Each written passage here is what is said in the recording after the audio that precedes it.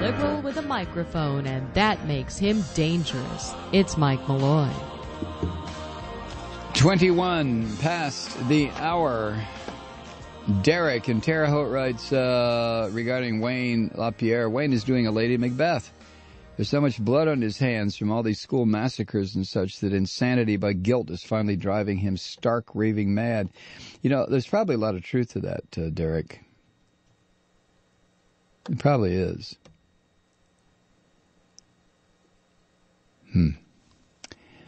By the way, I didn't mention this earlier, and I'm not sure if there have been updates. This is from very, very early this morning. The George McGovern, former senator, presidential candidate, is in the hospital. He was a bomber pilot in World War II, as most of you know. I guess he's in his late 80s now, or early 90s.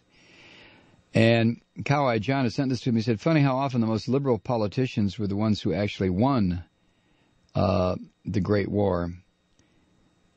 Coweye John writes, I have a mind photo of him in an upstairs room at the Santa Cruz Vet Center as he was preparing remarks to deliver to a packed house in 15 minutes.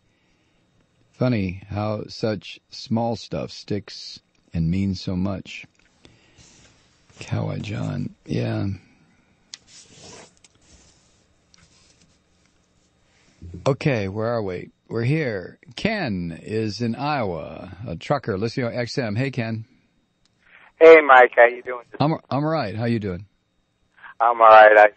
Last time I checked in with you, I was in South Dakota a few weeks ago. That last call just cracked me up. I love the way that the story progressed. You know, like, I went to jail. What for? You know, oh, well, for shooting the guy. Wait. Hey, Ken, we're just barely getting your phone call.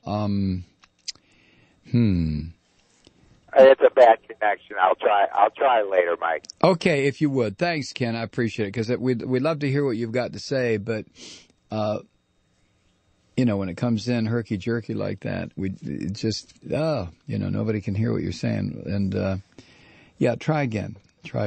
We'll see if we can find a better cell or whatever. Ray is in Oakdale, Minnesota, listening on KTNF. Hello, Ray. Hey, Michael. How are you? I'm all right. How you doing? Well, I'll be doing a lot better when we have a permanent marriage of revolution with evolution in this country, and right now we don't seem to have that. You've talked about this. The left is so fragmented, but tomorrow I'm going to send you a very specific email as to how we can work together, and I'd really like your thoughts on it next week, because our problems, Michael, started with Columbus, and the sooner we come to grips with that, the better. I mean, if you had been on the Santa Maria, you could have seen Wayne LaPierre coming. Wayne the Peter, whatever you call him. That's probably true, come to think of it. And, you know, when things get so low, dear brother, that you had to go on the air a few weeks ago and talk about how the emails were sent threatening even your child. I was so angry, I wanted to cry, and I did. How do you threaten a baby? Well, I've just come to the realization, Ray, that people are driven insane in this society. They really are.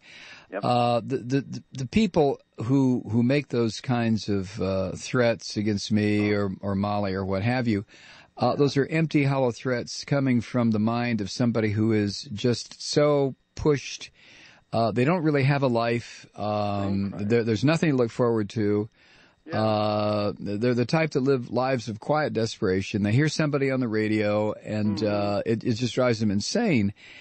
I don't take any of that seriously, and the reason I don't take it seriously, not really. I mean, I save all of it, and we have an extensive file of that kind of stuff. But the reason I don't take it seriously, a couple of reasons, is because first of all, I just consider the source. I consider the kind the kinds of people who would write that kind of stuff, knowing full well that they can be tracked back to who they are. These are people who I only can pity, and in a real piteous manner, pitying them in a piteous manner, and plus the fact I'm heavily armed. But anyway, Ray, I just don't let it bother me anymore. Well, that's good. But I was telling your Kathy, as we speak, there's a hateful right-wing person on the radio right now. Her name is Janet Mefford, and I was teasing your wife. I said, Kathy, you could take her in your sleep. No, you could cream her. But she's on a much more powerful radio station, and that's what frustrates me. Oh, sure. But that's the way it works, Ray. We're very happy that KTNF carries this program. But the big powerhouse stations that are owned by great big corporations, they don't want to hear anything that I've got to say. Trust me. Ray, I got to leave it there. Thank you, sir. I appreciate you checking in.